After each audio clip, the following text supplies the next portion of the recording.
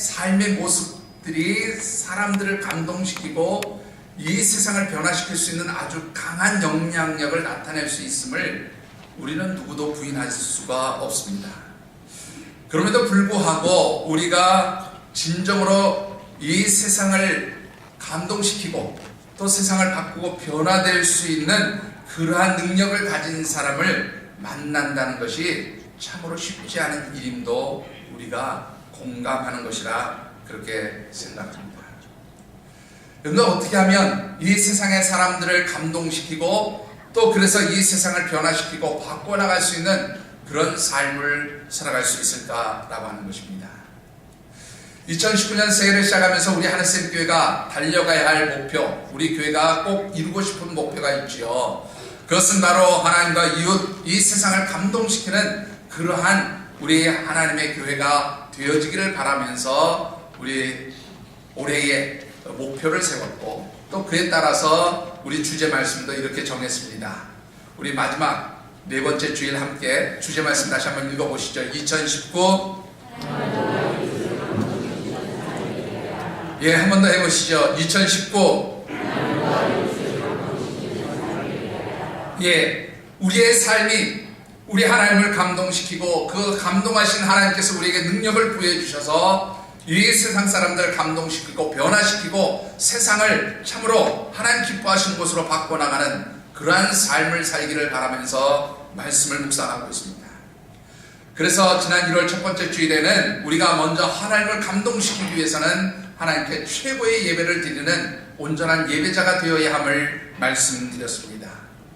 그리고 두 번째 주일에는 우리 삶의 궁극적인 목적이 정말로 하나님 나라와 의를 위한 하나님 우선의 삶을 살아야 하고 그 삶의 우선순위를 분명하게 할 때에 하나님을 감동시키며 또한 세상을 감동시킬 수 있는 그러한 삶이 되어질 수 있다고 말씀을 드렸습니다. 지난 세 번째 주일에는 자신의 집에 거하는 아주 하찮은 소년 몸종을 위해서 자신을 낮추고 섬겼던 백부장의 이야기를 통해서 온전한 믿음과 낮아지는 섬김의 삶을 통해서 하나님과 이 세상을 감동시킬 수 있다고 그렇게 말씀을 드렸습니다. 오늘 마지막으로 여러분들과 함께 나누고 싶은 말씀은 우리가 하나님을 감동시킬 때에 하나님이 주시는 그 하나님의 영의 감동의 힘을 통하여서 이 세상 사람들을 감동시키고 세상을 바꿀 수 있다고 그렇게 말씀드리고 싶습니다. 오늘 우리에게 주신 하나님의 말씀은 우리가 너무도 잘 아는 요셉의 이야기입니다. 특별히 말씀을 묵상하는 가운데 사랑하는 우리 모든 하늘샘 가족들이 이 세상의 사람들, 특별히 하나님 알지 못하는 사람들을 감동시키고 또 그래서 세상을 바꾸고 변화시켜가는 참으로 귀한 하나님의 사람들, 하늘샘 가족들이 되어주시기를 주님의 이름으로 축원합니다. 자, 세상의 사람들을 감동시키고 또 더 나아가서 이 세상을 변화시킬 수 있는 사람들은 어떤 사람들입니까? 결론부터 말씀을 드리면 하나님 신에 감동된 사람이라 그렇게 말씀드리고 싶습니다. 본문 38절의 말씀을 우리 같이 한번 받들어 읽겠습니다.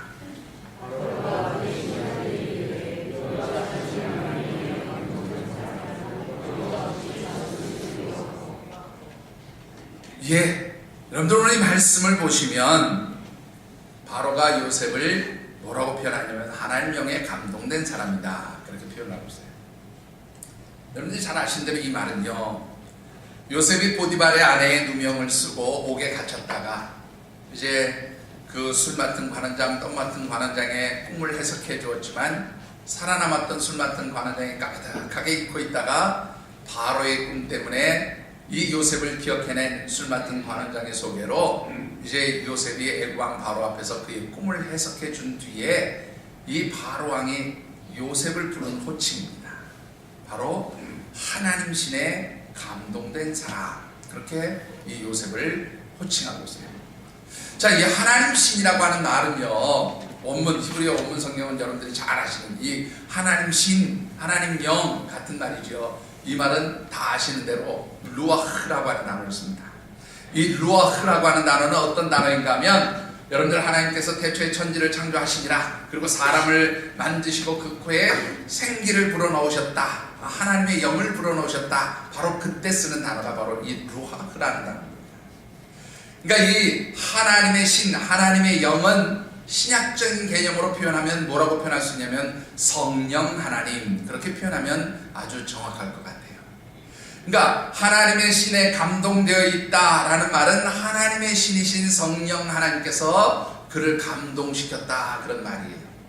그런데 이 감동이라고 하는 단어를 구약 성경 히브리 말로 보니까 뭐라고 되어 있냐면 라브샤라고 하는 단어를 쓰는데요. 바로 말하기가 조금 어렵습니다만은 이 감동이라는 말이 그 의미가 무슨 뜻이냐면 옷을 입었다, 그런 뜻이에요. 옷을 입었다.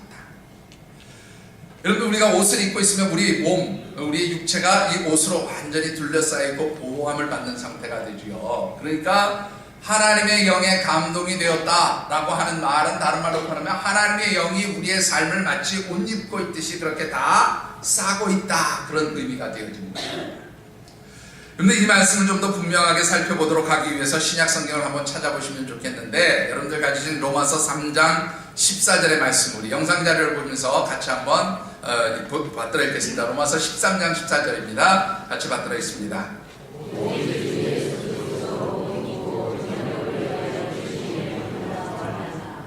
자, 그리스도로 옷 입었다 라는 말과 성령 하나님으로 옷 입었다라는 말이 사실 다른 말이 아니죠.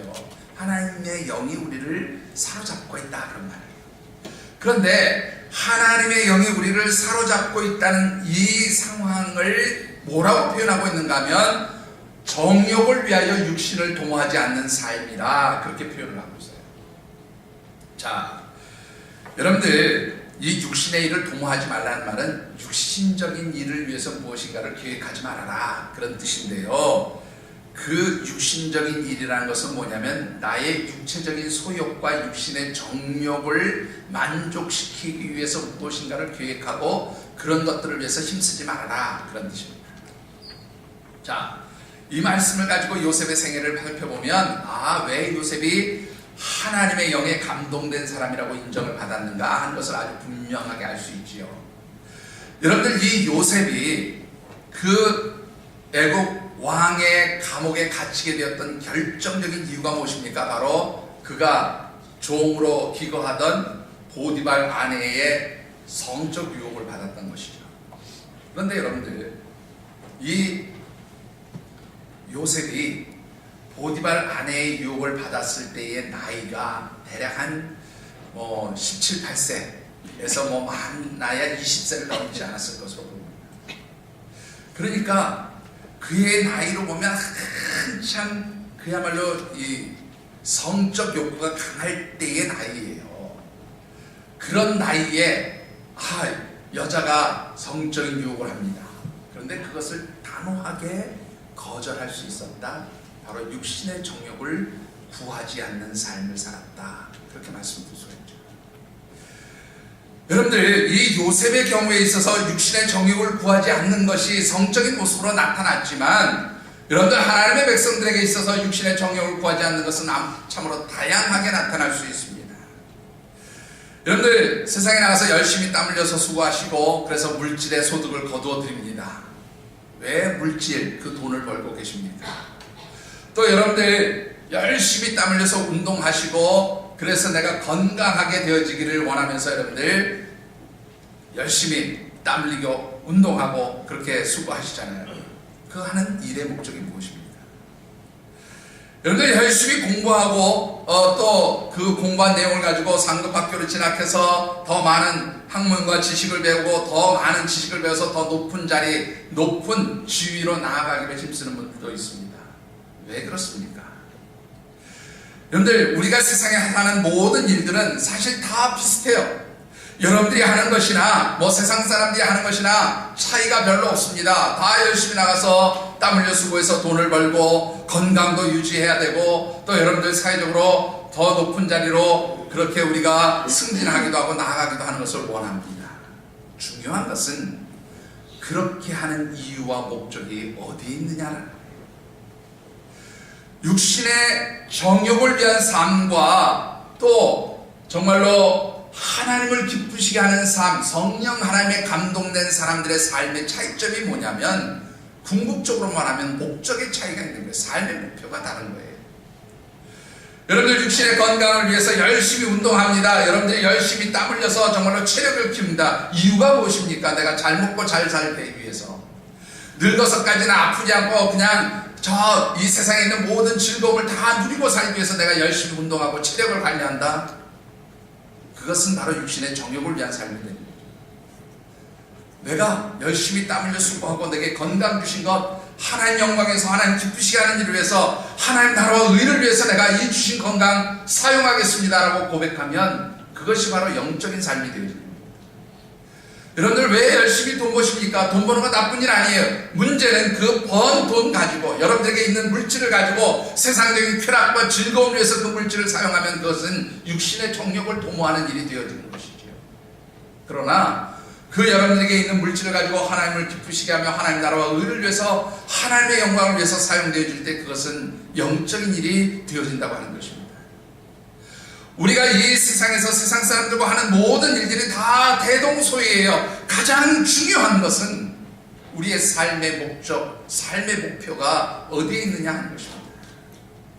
내가 돈 벌고 내가 건강을 유지하고 내가 시간을 내고 내가 할 수 있는 모든 것을 해서 사회적인 지위가 높아지고 그렇게 해서 누리고자 하는 것이 이 세상에서 내가 잘 먹고 잘 살고 세상적인 쾌락을 즐기기 위한 삶이면 이미 그것은 육신의 정욕, 그 삶에 사로잡힌 것이다. 그렇게 말씀을 드릴 수가 있습니다.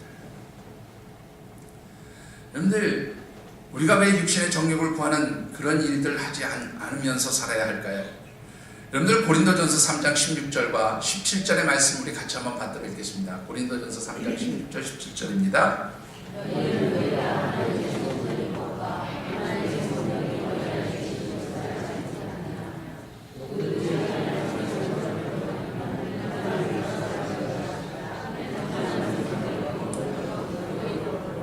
자, 여러분들 여기서 참으로 놀라운 말씀이나 누구든지 너희는 어떻게 해요? 하나님의 성전, 이 하나님의 성전, 하나님의 영이 좌정하시는 하나님의 집, 하나님의 전경. 오늘 저와 여러분들이 성령 하나님의 임재하심이 있는 하나님의 성령 하나님의 성전이에요. 자, 그런데 여러분들 이렇게 한번 말씀을 드려보고 싶다. 여러분들 교회가 세상적인 추함으로 더럽혀지고 오염되는 것 여러분들 싫지요? 왜 싫습니까? 이건 이로서는 안 될 일이잖아요. 하나님의 성전은 거룩해야 된다고 우리가 말하잖아요. 하나님의 성전은 세상 것으로 오염되어서는 안 된다고 이야기하잖아요. 그렇지요. 여러분들 다 동의하시잖아요. 그런데 중요한 것은 뭐냐면 그 하나님의 성전이 세상 것으로 오염되지 않는 거룩함을 유지하기 위해서는 누구도 그래야 되는가 하면 나도 그 거룩함을 유지하는 삶을 살아야 됩니다.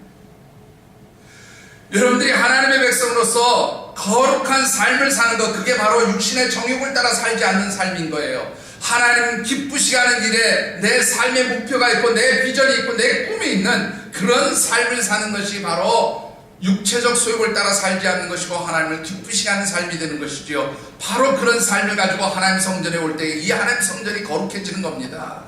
그런데 내가 세상적인 정욕과 육신의 소욕을 가지고 이 하나님 전에 들어오면서 그렇게 이 하나님의 성전이 거룩해지기를 원한다면 그것은 절대로 이 하나님 성전을 거룩하게 만드는 삶이 아니라 그런 말입니다. 하나님의 성전이 거룩한 것처럼 여러분들의 삶도 거룩하게 되어지는 것, 이게 바로 하나님 영에 감동된 그러한 삶의 모습이라고 말씀을 드릴 수가 있습니다. 또한 우리가 이렇게 하나님 영에 감동된 삶을 살아야 하는 아주 분명한 이유가 갈라디아서 6장 7절과 8절에 이렇게 기록되어 있음을 보게 됩니다. 같이 받들어 읽겠습니다.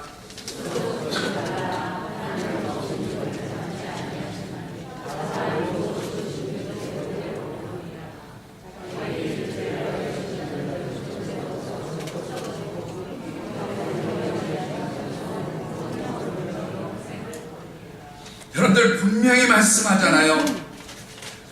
하나님 앞에서 속지 말라는 거예요. 이 말은 무슨 말인가 하면 내가 아무리 거룩하다고 그렇게 포장하고 그럴듯한 삶의 모습을 가지고 하나님 앞에 설지라도 성도들은 속일 수 있고 사람들은 속일 수 있고 자기도 속일 수 있지만 누구는 속일 수 없어요? 하나님은 속일 수 없어요. 하나님 속일 수 없어요. 문제는 내가 하나님의 영으로 다스림받는, 하나님의 영으로 임재하신 그 하나님의 영에 감동된 삶을 살지 못할 때에, 다른 말로 바꾸면 육체적인 소욕을 따라 살 때에 우리가 거두어들일 것은 뭐예요? 육체적으로 썩어질 것들만 거두게 된다는 겁니다. 다른 말로 표현하면 죽어질 것들, 죽음의 것들을 거두어들이게 된다는 말이에요. 오직 성령 하나님의 임재하심으로 살아가는 사람들, 그래서 하나님이 기뻐하시는 영적인 삶을 추구하며 살아가는 사람들에게 주시는 은혜가 뭐냐면 영생을 얻으리라, 영생을 거두리라, 생명의 역사가 일어나게 되거든요. 사랑하는 성도 여러분, 오늘 저와 여러분들이 왜 이 세상 속에서 하나님의 백성으로서 하나님의 영에 감동된, 하나님의 영의 통치와 다스림을 받는 성령의 사람들, 영에 속한 사람들이 되어야 하는 것입니까? 여러분들, 하나님의 백성들이 영적이고 성령에 속한 그러한 삶을 살아갈 때에 바로 이 세상이 생명의 역사로 바뀌어지고 변화되는 역사가 나타나게 되어진다는 것입니다. 여러분들, 하나님의 백성들이 살아가는데 그 주변이 다 영적으로 죽고 그 안에 어둠이 있다고 한다면 그것은 내가 바로 무엇으로 살아가는 거예요? 영적인 삶을 사는 게 아니라 육체적인 소욕을 살다, 그렇게 말씀드려도 과언이 아닙니다. 여러분, 한번 요셉의 생애를 살펴보시기 바랍니다. 요셉이 하나님의 영에 감동되어진 삶을 살 때에 그의 삶의 주변이 늘 다 어떻게 했어요? 하나님께서 그 요셉의 삶의 주변을 형통하게 만드셨다. 여러분들 그렇게 기록하고 있지 않습니까? 여러분들, 참으로 여러분들이 이 세상 가운데서 어떠한 자리에 있든지 하나님, 내 삶이 하나님 영의 통치함을 받는 하나님의 사람으로 살아갈 수 있도록 도와주세요라고 그렇게 기도할 수 있게 되기를 주의 이름으로 축원합니다. 그렇게 되어야 내 삶의 주변이 바뀌는 거예요. 그렇게 되어야 내 삶의 주변에 있는 세상 사람들이 감동을 받고 변화되어지는 거예요. 그렇게 될 때에 여러분들의 삶의 주변이, 여러분들이 처하는 모든 세상의 공간들이 하나님 기뻐하시는 형통한 삶의 자리로 변화되어지는 줄 믿습니다. 사랑하는 성도 여러분, 오늘 이것이 저와 여러분들이 이 세상을 살아가는 목적이 되어야 돼요. 내가 잘 먹고 잘 살기 위해서 사는 게 아니라 내가 잘 세상에서 있는 모든 육체적인 쾌락과 즐거움을 얻기 위해서 열심히 돈 벌고 열심히 건강 지키고 열심히 세상적인 주의가 높아지려고 할 때에 그것은 생명의 역사가 아니라 죽음의 역사인 거예요. 그러나 똑같은 일을 추구하지만 그것이 하나님을 기쁘시게 하는 영적인 일들이 될 때에 여러분들의 삶의 주변이 바뀌고 여러분들 주변에 있는 사람들의 삶의 자리가 형통함으로 바뀌어지게 되어지는 줄 믿습니다. 오늘 저와 여러분들을 통해서 이 아름다운 하나님의 역사들이 드러나게 되기를, 그런 영적인 사람들이 되어지시기를 주의 이름으로 축원합니다. 자, 문제는 내가 하나님의 영의 다스림을 받는 성령의 사람이냐 아니냐, 이거 어떻게 분별할 수 있을까요? 내가 하나님의 사람이고 하나님의 영의 다스림을 받는, 그래서 육체적 소욕이 아니라 영적인 것을 추구하면서 살아가는 그런 삶을 살고 있다는 증거가 무엇입니까? 여러분, 이 요셉의 생애를 보면 이런 영적인 삶을 살아가는 사람들, 하나님 영의 다스림을 받는 사람들에게는 세 가지 특징이 나타나요. 자, 첫 번째 특징은 무엇인가 하면 지혜와 명철의 삶을 살게 된다는 것입니다. 본문 39절의 말씀을 같이 한번 받들어 읽겠습니다.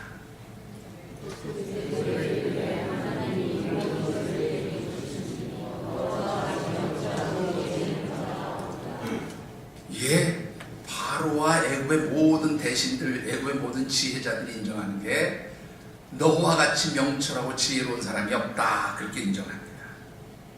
그렇게 된 이유가 뭐냐면 여기에 보니까 하나님이 모든 것을 너에게 어떻게 해요? 보이셨다, 그렇게 말하고 있어요. 이 보이셨다는 말을요, 성경 원문 성경을 보면 뭐라고 되냐면 호이다 라고 하는 단어를 쓰는데, 이 호이다라는 단어는 그 어원이 어디냐면 야다라고 하는 단어예요. 이 야다라는 단어는 경험적으로 아는 거죠. 우리 성경에서 하나님과 야다의 관계가 되었다는 것은 뭐냐면 하나님과 영적으로 깊이 교제하는 관계다. 하나님과 영적으로 깊이 교통해서 하나님의 모든 것을 헤아리고 알게 하신 그런 상태가 바로 야다의 상태입니다. 사도 바울이 성령으로 충만하게 되어질 때 어떻습니까? 그가 변화되어지고 그야말로 삼층천에 체험하는 영적인 깊은 체험들을 하게 되잖아요. 바로 이게 야다, 하나님이 보이시는 상태고, 이게 바로 하나님이 알게 하시는 상태가 되는 거예요. 자, 이렇게 하나님이 보이시고 알게 하시고 깨닫게 하시는 사람은 지혜와 명철의 사람이 되어지는 겁니다. 그렇게 될 수밖에 없는 것이 에베소서 1장 17절의 말씀을 보면 하나님의 영은 지혜와 계시의 영이라 그렇게 말씀합니다. 하나님의 영은 지혜와 계시의 영이기 때문에 하나님을 온전히 경외하는 사람들은 하나님 주시는 그 보이심, 하나님 주시는 영적 알게 하심, 하나님께서 깨우쳐 주시는 그러한 능력들을 가지게 되어지고, 그래서 지혜와 명철의 사람들이 되어진다는 말이에요. 우리가 이미 솔로몬을 통해서도 말씀을 드렸습니다마는 이것을 다른 말로 바꾸면 하나님을 경외하는 삶이라 그렇게 말씀드릴 수가 있지요. 하나님의 영의 통치와 다스림을 받는다는 것은 다른 말로 표현하면 하나님을 경외하는 삶이에요. 그런데 이 하나님을 경외하는 것이 왜 중요한가 하면 잠언 1장 7절과 잠언 9장 10절의 말씀에 뭐라고 얘기합니까? 하나님을 경외하는 것이 모든 지식과 지혜의 근본이거늘 그렇게 말합니다. 여러분들이 이 세상에서 정말로 지혜롭고 똑똑한 사람으로 살아가기를 원하십니까? 물론 세상의 학문과 지식을 많이 배우는 것도 중요하지요. 오늘 우리 졸업하는 자녀들이 이 자리에 함께 했습니다만은 진정으로 이 세상에서 지혜와 지식의 사람들이 되어지기를 원하면 하나님을 바르게 경외하는 것부터 가르쳐야 한다는 사실입니다. 여러분들, 우리 교회에서 올해부터 조금씩이라도 후원하고 싶어 하는 그런 목사님 한 분이 계십니다. 이 목사님 문산에서 개척하셔서 지금까지 청소년들 그리고 우리 청년들을 중심으로 사역을 하니까 교회가 재정적으로 굉장히 어려운 교회예요. 그래서 올해부터 우리가 조금씩이지만 목사님 좀 후원하고 도우려고 이제 장로님들에게도 말씀을 드리고 결정을 하는 일이 남아있는데, 우리 교회도 한번 오셔서 말씀 증거하셨던 목사님들, 제가 이름까지는 소개 안 드리겠어요. 이 목사님이 너무 어려운데 올해 이 목사님 아들이 고3이었어요. 그러니까 이번에 졸업을 했습니다. 경제적으로 어려우니까요. 사실은 지금까지 공부를 하는 동안에 과외, 학원 한 번도 가보지 못했어요.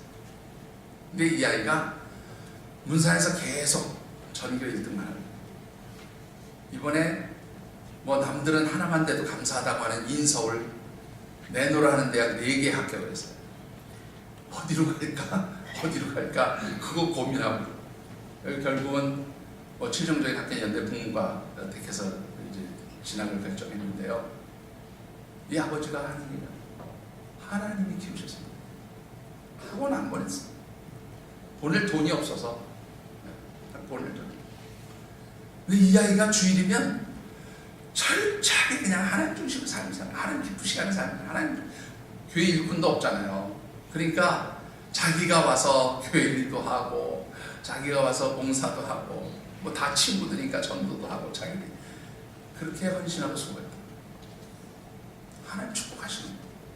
하나님 축복하시는 거예요. 제가 우리 교회 헌신하고 수고하는 우리 청소년들에게 늘 그런 얘기 합니다. 너 하나님께 정말로 그렇게 끝까지 한번 살아라. 하나님 너를 어떻게 축복하시는지, 하나님 너의 삶을 어떻게 바꾸시는지 목사님 얘기라고 듣지 말고 하나님 말씀이라고 듣고 그렇게 한번 순종해요. 여러분들, 정말로 우리의 삶이, 우리의 자녀들의 삶이 지혜와 명철의 삶을 살고 하나님 축복받기를 원하시면 먼저 철저하게 하나님을 경외하고 하나님을 섬기는 하나님 중심의 삶을 가르치시게 되기를 주의 이름으로 축원합니다. 그게 바로 하나님의 영에 다스림받는 사람들의 첫 번째 특징이에요. 두 번째 특징은요, 생명의 말을 한다는 것입니다.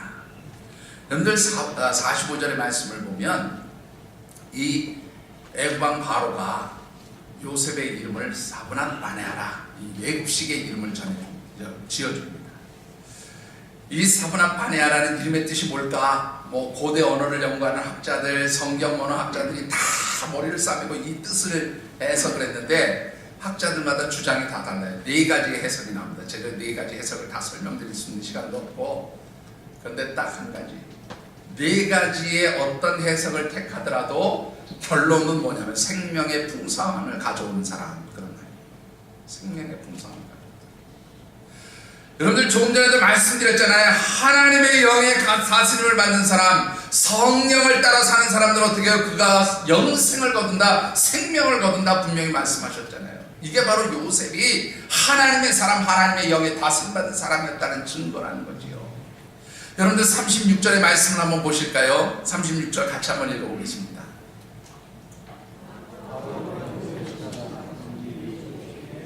(36절입니다) 백집사님 36절 본문 있어요. 성경 아까 일부에서도 사용했는데 백집사님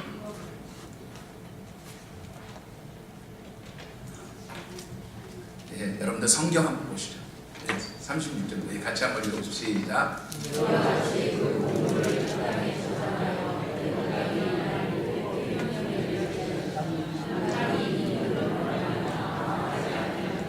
여기서 요셉이 하나님 망하지 않을 것입니다. 여러분들 생명의 말이요, 사람을 살리는 말은 부정의 말이 아닙니다. 긍정의 말이고요, 생명을 살리는 말은 믿음의 말입니다. 왜 그런가 하면 하나님의 영은 생명의 영이고 사람을 살리는 영이에요. 생명을 회복시키는 영입니다. 사단의 영은 죽음의 영이에요. 죽임의 영입니다. 그런데 생명을 살리는 영은 항상 긍정의 말을 하고 믿음의 말을 하고 하나님 기뻐하시는 말을 해요. 그런데 죽이는 말은 항상 부정적인 말을 하고 안 된다는 말을 하고 불가능하다는 말을 합니다.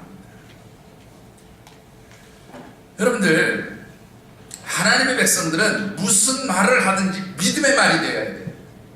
하나님의 백성들은 무슨 말을 하든지 긍정의 말이 되어야 해요. 하나님의 백성들이 하는 말은 늘 사람을 살리고 회복시키고 격려하고 축복하는 그런 말들이 나와야 돼요.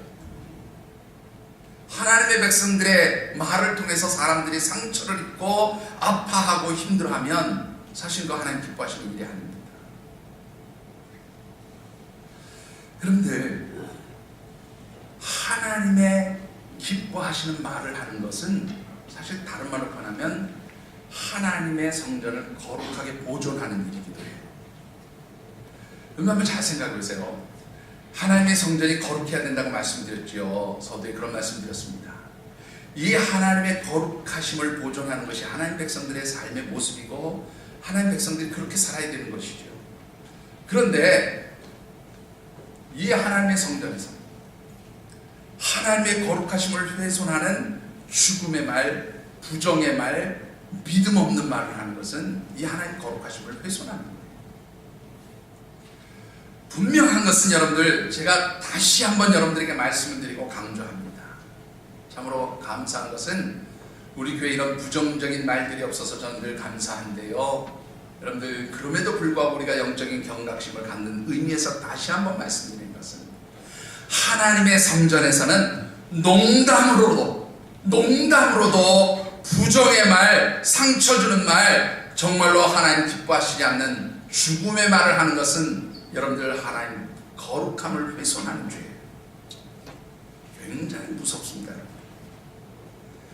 하나님의 거룩하심을 훼손한다는 말은 다른 말로 바꾸면 하나님의 영을 거스리는 죄예요. 하나님의 영을 거스리는 죄는 뭐라고요? 사함이 없다, 그렇게 성경이 사함이 없다, 용서가 없다는 말이에요. 얼마나 무슨 말인지 아십니까? 여러분들 하나님의 백성으로서 여러분들의 그 심령, 하나님의 성전이 거하는 여러분들의 영을, 또 하나님이 임재해 계시는 이 하나님의 성전을 그 거룩함을 훼손하지 않도록 하기 위해서라도 여러분들의 입술을 통해서 부정의 말, 믿음 없는 말, 정말로 농담이라도 생명을 상하게 하는 그런 말들이 나오지 않게 되기를 주의 이름으로 축원합니다. 이게 바로 성령 하나님의 사람들의 모습입니다. 성령 하나님들의 사람들은 항상 생명을 살리는 말이에요. 하나님 기쁘시게 합니다. 마지막 세 번째로 성령 하나님의 임재하심을 받은 하나님의 영에 감동된 사람의 특징은 청지기적인 삶을 산다는 것입니다. 우리 주보에 없는 말씀인데요. 혹시 41장 15절 16절이 거기에 있습니까? 자료에 있습니까? 없습니까? 예.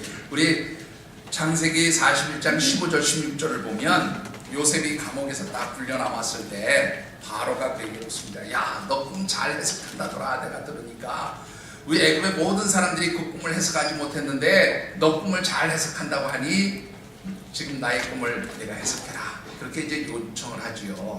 그때 요셉이 한 말 했어요. 뭐라고 고백하는가 하면 여기 있는 말씀 제가 그대로 읽어드릴게요. 15절 16절인데요. 요셉이 바로에게 대답하여 이르되 내가 아니라 하나님께서 바로에게 편안한 대답을 하시리이다. 누가 아니라? 내가 아니라 하나님이 하십니다. 내가 그런 꿈을 해석하는 재능을 가진 게 아니라 그것은 하나님 내게 주신 은사이고 이것을 하시는 이는 누구세요? 하나님이신 거예요. 이 말을 다른 말로 바꿔볼까요? 내게 있는 물질 이것이 내 것이 아니라 누구의 것이에요? 하나님의 것입니다. 내게 있는 건강 이것이 내 것이 아니라 누구의 것입니까? 하나님의 것입니다. 하나님 내게 있는 이 시간 내 것이 아니라 하나님의 것입니다. 바로 이 고백이 청지기적인 삶을 고백하는 거예요. 여러분들 가진 것이 누구의 것입니까? 혹시라도 여러분들의 것이라고 착각하며 살지 않으십니까? 한번 그렇게 살아보십시오. 여러분들 그렇게 살면 하나님 한 번에 건너십니다. 한 번에. 내 것을 내 것이라고 집착하고 움켜쥘 때마다 하나님은 걷어가세요. 하나님 다 걷어가세요. 여러분들 삶의 자리를 채우는 비결은 단 한 가지입니다. 내 것을 내 것이라고 고집하지 않고 하나님 앞에 내려놓을 때, 내가 움켜쥐는 것들을 하나님 앞에 내려놓고 이 모든 것이 하나님의 것입니다 라고 그렇게 내가 욕심 부리지 않을 때 하나님 더 채우세요. 더 풍성하게 하세요. 참으로 놀라운 것은 내가 가지기를 원하고 그렇게 집착하면 집착할수록 하나님 걷어가세요. 하나님 뺏어가세요. 하나님 하나하나 걷어가세요. 이 모든 것이 하나님의 것입니다. 내 것이 아닙니다. 하나님 마음대로 하세요.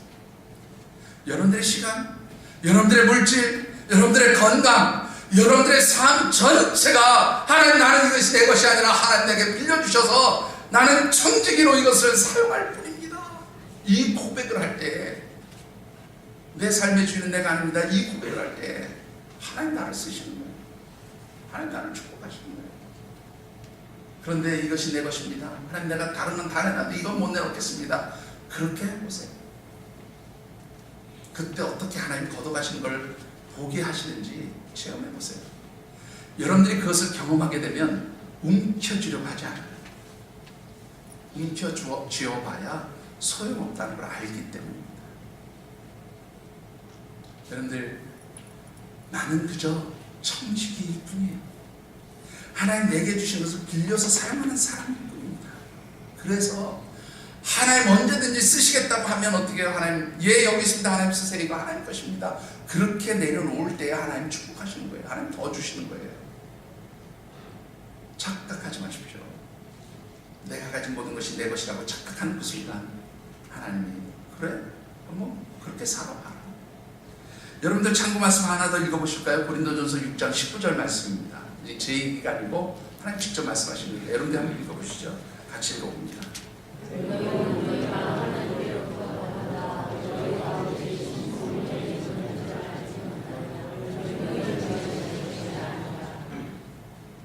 뭐라고요? 너희는 너희 자신의 것이 아니다 하는 그렇게 말씀. 네가 아니다. 네가 네 소유가 아니고 너의 주인은 나다 하는 그런 말씀입니다. 사랑하는 성도 여러분,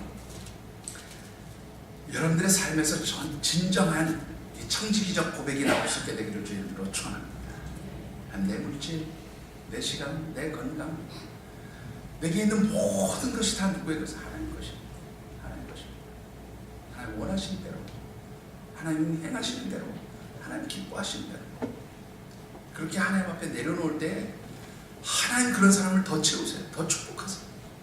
움켜쥐면 줄수록 빠져나가는 것, 그것이 바로 나의 소욕으로 주장하는 나의 욕심입니다. 사랑하는 성도 여러분, 여러분들의 삶이 정말로 하나님 앞에 비워진 삶이 되어지시기를 주의 이름으로 축원합니다. 내 것은 내 것이 아니고 하나님 것입니다.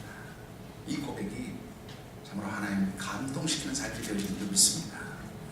분명한 것은 우리가 하나님의 영에 감동되어서 하나님의 통치와 다스림을 받고 성령 하나님의 역사하심 속에서 이 세상 사람들을 감동시키고 또 그래서 이 세상 사람들에게 생명의 역사를 이끌어내는 바로 그 사람들에게 하나님 어떤 축복을 주십니까? 여러분들 오늘 본문에 보면 두 가지로 말씀하고 있어요. 여러분들 45절의 말씀 같이 한번 읽어보실까요? 45절입니다.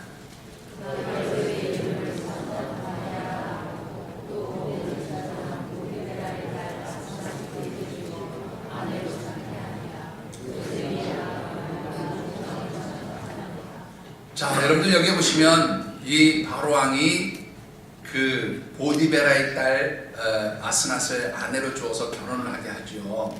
근데 이 보디베라는 누구였는가 하면 애굽은 다신교의 나라잖아요. 많은 우상의 신들이 있는데 그 중에서 최고의 신은 태양신 라예요. 라가 태양신 최고의 신인데 이 최고 신의 가장 최고의 제사장이 바로 누구였냐면 보디베라예요. 그러니까 최고의 우상신의 제사장인 보디베라의 사위가 되겠다는 것은 이 요셉을 애굽에서 영적 권위를 높여줬다. 그러니까 이건 애굽 사람들의 방식으로 영적 권위를 높여준 거죠. 바로 애굽의 우상의 선지자로서 가장 높은 지위에 있던 사람이 사위가 된다는 것은 그건 뭐냐면 그가 가진 권세가 바로 이 요셉의 권세가 된다는 걸 의미하는 거거든요. 그러니까 요셉은 이 세상 속에서 세상 사람들이 높여주는 그 자리에서 뭐냐면 하나님의 권세를, 하나님의 영적 권위를 보였던 사람이에요. 여러분들이 하나님의 백성으로 살아가면 이 세상 어떤 자리에 있든지 여러분들을 통해서 누가 나타나느냐면 하나님의 영적 권위가 드러나게 되어 있어요. 하나님의 영광이 드러나게 되어 있어요. 그게 바로 우리를 통해서 주시는 하나님의 축복입니다. 뿐만 아니라 우리가 하나님의 영광을 드러내고 하나님의 영적 권위를 나타내고 하나님을 높이시는 그러한 삶을 살게 될 때에 반드시 따라오는 게 뭐냐면 우리의 삶의 자리도 하나님 높이시는 역사가 있다는 거예요. 41절 말씀을 제가 한번 받들어 읽겠습니다. 뭐라고 되어 있는지 보시지요. 바로가 또 요셉에게 이르되 내가 너를 애굽 온 땅의 총리가 되게 하리라. 애굽의 최고의 자리예요. 여러분들 이 본문 몇 절에 보시면 이렇게 바로가 얘기했는가 하면 어디입니까? 여러분들 40절에 보니까 이렇게 얘기했네요. 내가 너보다 높은 것은 내 왕자뿐이다. 그냥 내가 이 왕의 자리에 앉아있을 뿐이지 너하고 나가는 똑같아. 네가 그냥 모든 왕의 권한을 가지고 해도 좋아. 그렇게 얘기하는 거예요. 여러분들 하나님의 영의 다스림을 받고 하나님을 기쁘시게 할 때에 바로 하나님께서 그를 높이신다는 거예요.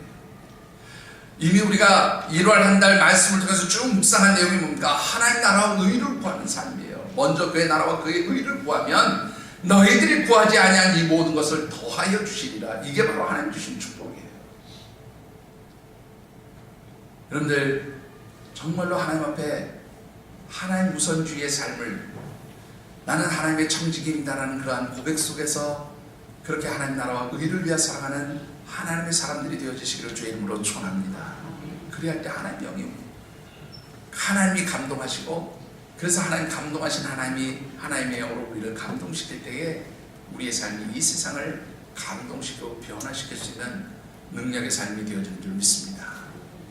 한 장면의 이야기를 소개하면서 오늘의 말씀을 맺고 싶습니다. IMF 때에 이름을 대면 알만한 큰 기업의 저는 회사의 조직을 잘 몰라서 그러는데 이사들 중에서 대표이사 빼고 가장 선임되는 그런 이사의 직을 감당하고 있던 장로님 한 분이 계셨습니다.